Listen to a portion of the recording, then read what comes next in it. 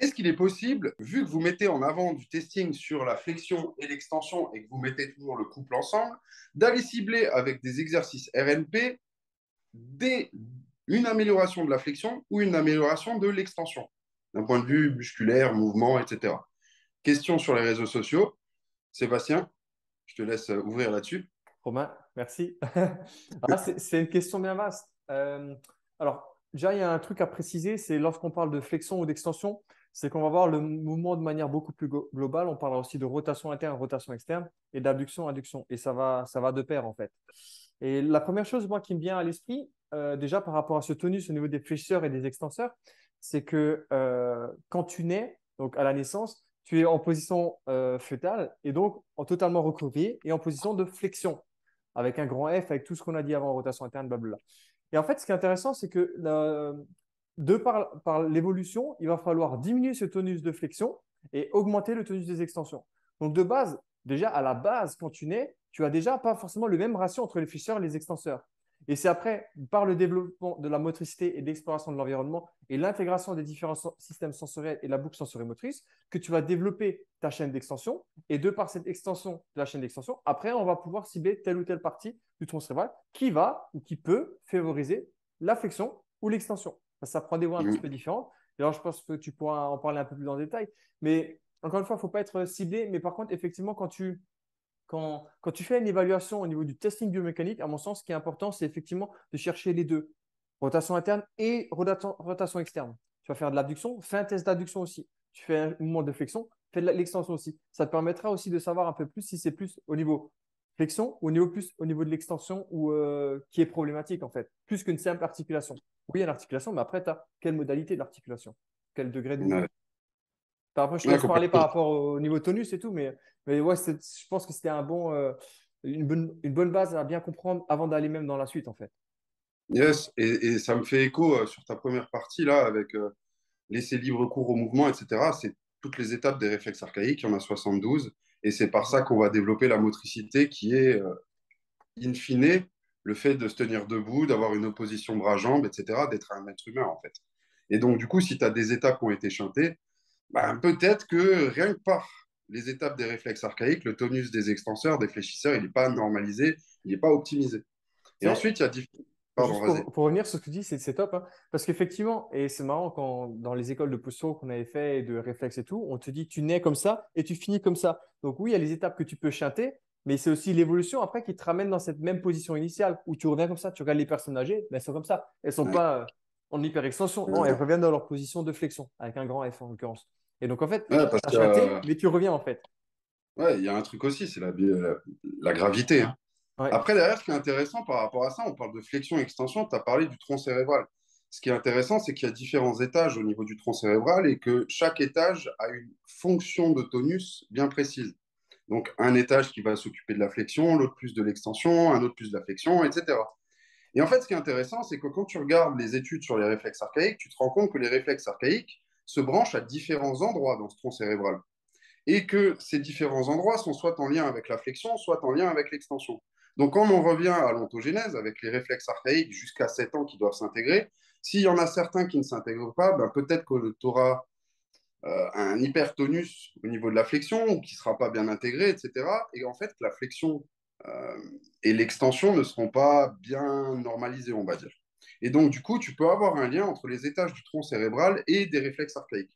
Et ensuite, ce qui est intéressant, c'est que du coup, tester la flexion et l'extension, puis par la suite, aller mettre en place des exercices qui ciblent certaines parties des voies descendantes qui passent par le tronc cérébral, donc les voies réflexes, on va, entre guillemets, savoir, parce qu'on connaît la neuroanatomie, la neurophysiologie, par où ça passe, ben on va savoir quelle zone on a ciblée.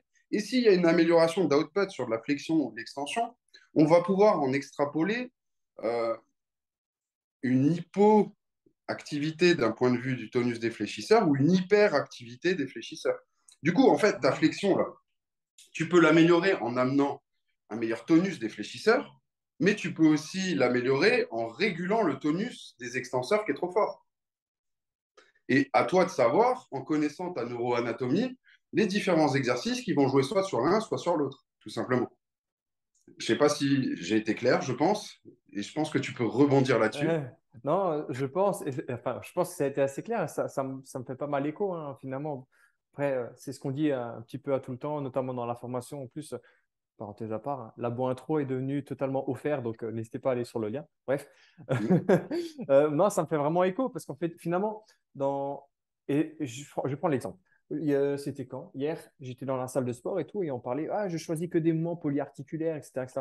En vrai, c'est bien, mais tant que ton tonus n'est pas régulé, en fait, tu seras.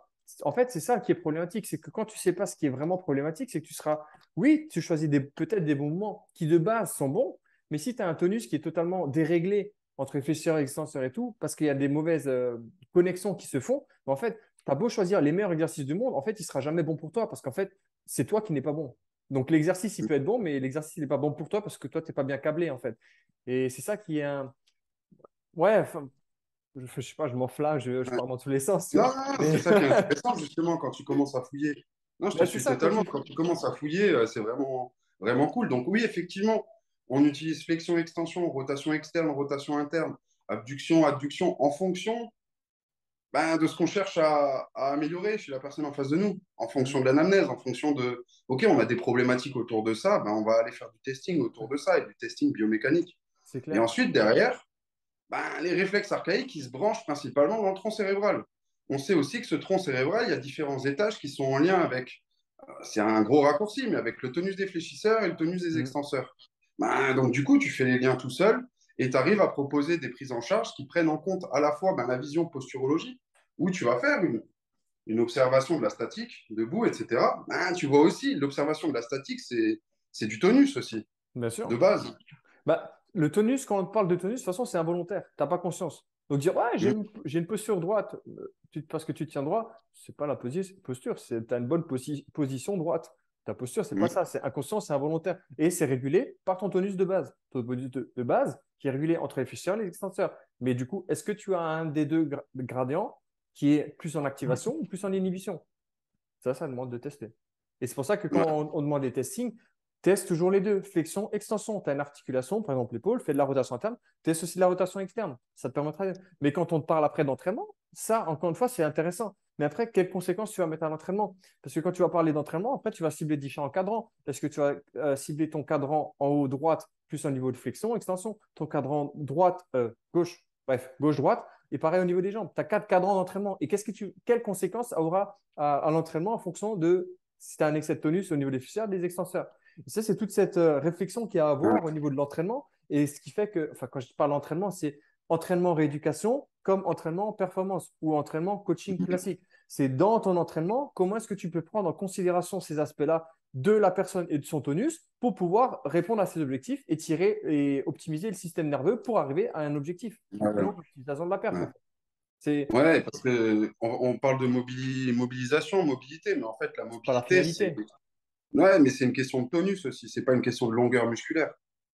Et c'est pour ça qu'on choisit aussi la mobilité parce que sur nos testings, parce que c'est très simple à mettre en place. Et que c'est très simple à mettre en place et ton système il est tellement rapide dans sa réponse que tu as une réponse instantanée. En bien Mm. ou en moins bien. Parce que si tu choisis un mauvais exercice, tu peux régresser. Mais en tout cas, on a une réponse et on sait ce que ça, c'est pas bon. Ouais.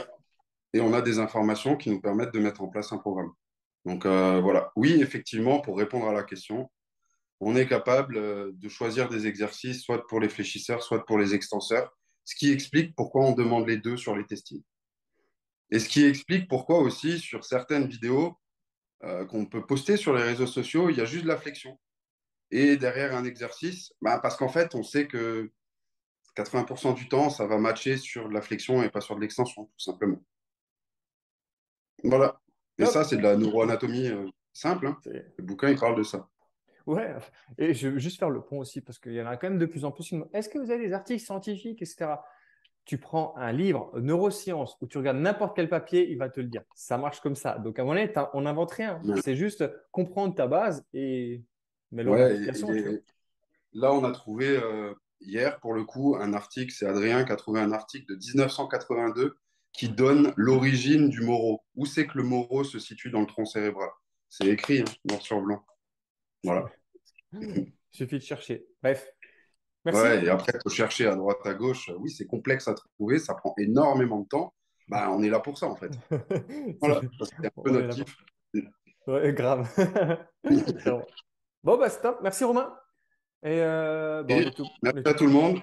Et puis, si jamais, donc j'ai dit en vite fait pendant ce quart d'heure, dans le sens où, je ne sais pas si vous avez pu voir, donc depuis une semaine maintenant, il y a une formation d'introduction à la reconversion neuropostale pour tous ceux qui veulent se former, où on a 6 heures de vidéo, contenu théorique et pratique, avec plus de 30 exercices correctifs pour améliorer le mouvement, flexion ou extension en l'occurrence.